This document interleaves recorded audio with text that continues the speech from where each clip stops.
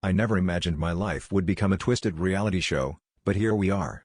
Picture this: I walked in on my husband of 3 years, the man I thought I knew inside out, whispering into a phone in the dead of night, his voice low and urgent.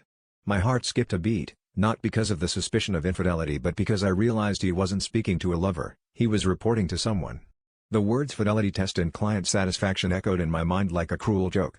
My pulse raced as I tried to process it all. The man I shared my life with was merely a shadow, a puppet in some elaborate scheme. Days turned into a haze as I grappled with this revelation. My real partner, the person I'd been with before meeting my husband, had orchestrated this elaborate ruse to test my loyalty. It was as if I'd been living a lie within a lie. The confrontation was inevitable. I demanded answers, driven by an anger that burned through the layers of deceit. The truth poured out like a dam breaking. My husband admitted he was a private investigator, hired to see if I would stray.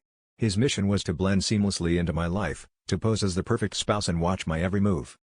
I was trapped in a nightmare, furious not just with him but with myself for not seeing the signs. The betrayal cut deeper than any infidelity could.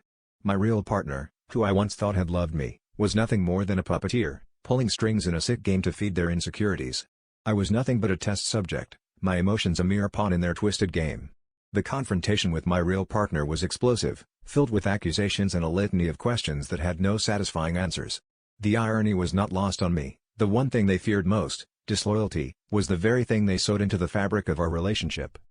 The twist, the gut punch that settled the dust, was realizing that beneath the layers of deception, I had lost myself.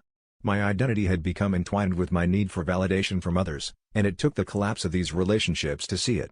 I stood amidst the ruins, grappling with the realization that I had been so focused on proving my fidelity to someone else that I had neglected my own truth.